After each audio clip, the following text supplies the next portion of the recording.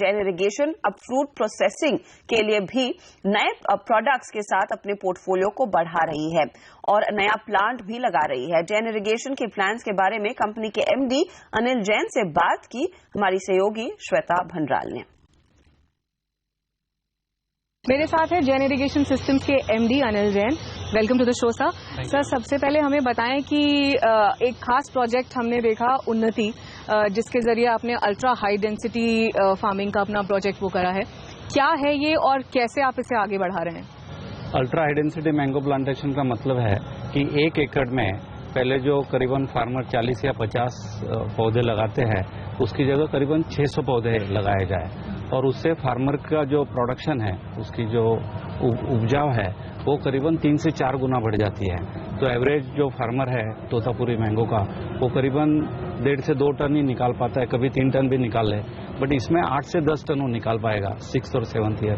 ये बहुत इम्पोर्टेंट है। दूसरी बहुत इम्पोर्टेंट बात ये भी है कि एक ट्रेडिशनल पौधा यदि मैंगो का आप लगाइए तो 6 या 7 साल लगते हैं जिसके पहले आपको आम का फ्रूट मिले, लेकिन ये यूएचडीपी में तीसरे साल में ही आपको फ्रूट मिलना चालू हो जाता है, आम मिलना चालू हो जाता है और चौथे 5वें साल में और भी इजी हो जाता है। तो कितना फर्क पड़ेगा सर जिससे प्रोडक्शन पे, और कितना ज्यादा फार्मर के लिए ये यूजफुल है?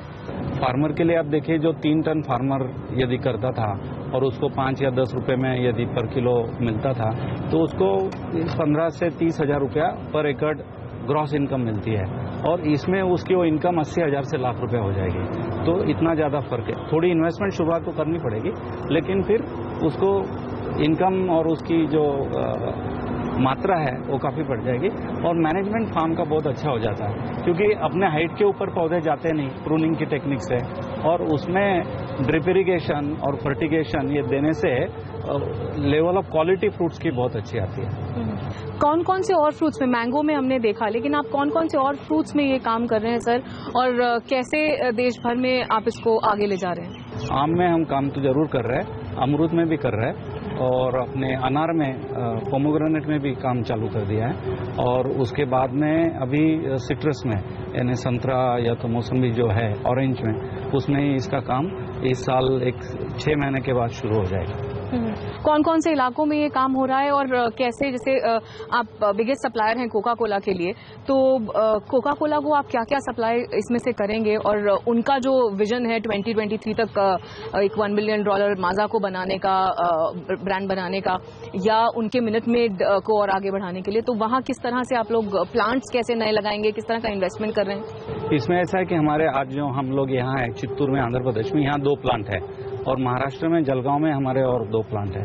तो ये 4 प्लांट से आज हम सारा मैंगो का प्रोसेसिंग करते हैं, कोको कोला को देते हैं और करीबन 50 देशों को एक्सपोर्ट भी करते हैं। और दूसरा, हम लोग एक एडिशनल प्लांट अगले साल तमिलनाडु में उडमलपेट में लगा रहे हैं, जो कोयम्बतूर के नजदीक है, और उसके अलावा उसके बाद आंध्र प्रदेश में कर्नूल में और हमको मैंगो प्रोसेसिंग का और नया प्लांट लगाएंगे, और जलगांव जहां हम हैं महाराष्ट्र में, वहां हम एक्सपांशन करके पोमोग्रेनेट और गुआवा यानी अमरूद जो है उसका प्रोडक्शन वहीं एक्सपांशन करके करेंगे।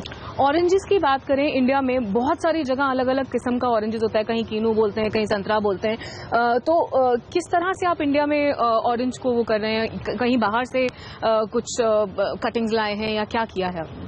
तो इसमें एक फंडामेंटल पायनियरिंग प्रोजेक्ट हम लोग कर रहे हैं। आप जैसे जानते हैं कि संतरा है या तो कीनो है, ये खाने के लिए अच्छे है एज अ फ्रेश, लेकिन इसका प्रोसेस करके जूस कॉन्सेंट्रेट निकालना है तो आज वो मुमकिन नहीं है, क्योंकि टेक्निकली वो नहीं हो सकता। और इसमें आज जो इंडिया में ऑरेंज जूस बिकता है उसमें मोस्टली बाहर का, प्रदेश का ऑरेंज जूस कॉन्सेंट्रेट इंपोर्ट होता है। तो अभी ये जो चीज चेंज करनी है, जो बदलाव लाना है, उसके लिए हमने 7 साल पहले ब्राजील से कुछ वैरायटीज लाई है, और उसमें जो वैरायटीज इंडियन क्लाइमेट को, इंडियन सॉइल को जो सूट होंगे, ऐसे वैरायटीज का भी चयन किया गया है, और ये वैरायटीज अभी हम उन्नति द्वारा इस साल से फार्मर्स को देंगे।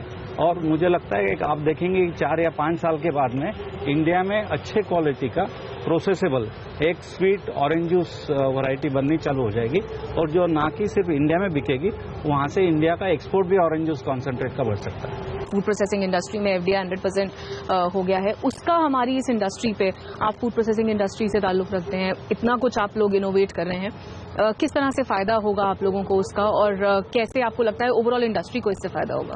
नहीं, ओवरऑल इंडस्ट्री को इससे फायदा होना है, क्योंकि उन्होंने बोला है कि 100% FDI वो अलाउ करेंगे जहां भी जो मैन्युफैक्चर है इंडिया में प्रोड्यूस करेगा। तो उसमें मेक इन इंडिया भी आ गया, और इंडियन फार्मर्स जो है उनको एग्रीकल्चर सप्लाई चेन के तौर तरीके से वो जो लोग आएंगे उनको और सिखाएंगे ताकि उनकी भी प्रोडक्टिविटी बढ़ेगी। तो वो बेनिफिट ओवरऑल सारों को होने वाला है। हम ऑलरेडी मेक इन इंडिया कर रहे हैं, और मैंगो प्रोसेसिंग में we are already largest in the India. दुनिया में सबसे ज़्यादा हम मैंगो प्रोसेस करते हैं, अनियन भी प्रोसेस करते हैं। तो वो स्पेसिफिक ये पॉलिसी से जैन इरिगेशन का ऐसा स्पेसिफिक बेनिफिट नहीं है, बट ओवरऑल फार्मिंग कम्युनिटी के लिए ये पॉजिटिव रहेगा। और कौन कौन से प्रोडक्ट्स हैं जिन पे आप खास काम कर रहे हैं? और इतने बड़े जब इतने सारे प्लांट्स लगाते हैं तो फार्मिंग जो होती है वो सीजनल होती है। हम लोग अभी बनाना प्रोसेसिंग कर रहे हैं, अनार का कर रहे हैं, और गुआवा अमरूद का कर रहे हैं, आमले का करते हैं, टोमेटो का भी करते हैं। तो ये सारे चीज़ों का, पपैया का करते हैं, ये सारे फ्रूट्स का प्रोसेसिंग करते हैं। तो और इसमें करीबन ऐसा समझिए 8-9 महीने प्रोसेसिंग हो जाता है। जिस एरिया में जो हमारा महाराष्ट्र का प्लांट है वहाँ हो जाता है। यहाँ हम सिर्फ टोमेटो, गुआवा और मैंगो 3 ही कर पाते हैं, क्योंकि साउथ में ये 3 ही फ्रूट अभी अवेलेबल है, बनाना ज़्यादा अवेलेबल नहीं। उसमें हम टिश्यू कल्चर प्लांट फार्मर को देके तब इस एरिया में बनाना भी ग्रो करेंगे, ताकि हमारा एफर्ट ये है कि फार्मर को अपनी इनकम बढ़ाने के लिए अच्छा प्लांटिंग मटेरियल मिले, और उसको गुड एग्रीकल्चर प्रैक्टिसेस का नॉलेज हम लोग देते हैं, उनको ट्रेनिंग करते हैं, और उनसे हम एग्री करते हैं कि भाई आप जो भी ग्रो करोगे उसका 100% कंजम्पशन हम आपसे लेने को तैयार हैं। और इसमें आज हमारा फ्रूट पल्प और प्यूरे का आपने प्लान देखा। इसके अलावा हम अनियन डिहाइड्रेशन और वेजिटेबल डिहाइड्रेशन भी करते हैं, और इसके आगे स्पाइस प्रोसेसिंग करने का भी मानस है जो अगले साल से हम करेंगे। और इससे जो टर्मेरिक है, जिंजर है, ये सारे नए स्पाइसेस में फार्मर को एक वैल्यू एडेड क्रॉप और नया आयाम मिलेगा, कि जिससे उनको वैल्यू एडेड क्रॉप करके उनकी इनकम बढ़ेगी और क्रॉप डाइवर्सिफिकेशन होगा। जब आप इतने सारी अपनी चीज में, नए पोर्टफोलियो में नई चीजें जोड़ रहे हैं, उससे क्या फायदा होगा और आगे जाते हुए हम क्या देख सकते हैं? हमें इसका बेनिफिट यह है कि जैन इरिगेशन में जैसे हम कोई फार्मर से मैंगो ले रहे हैं तो हम उसको ड्रिप इरिगेशन भी सेल कर सकते हैं। तो एक 2 वे रिलेशनशिप बन जाती है कि हम उसको कुछ दे रहे हैं, हम उससे कुछ ले भी रहे हैं। तो दोनों तरीके से बिजनेस बढ़ता है, हमारा भी बढ़ता है।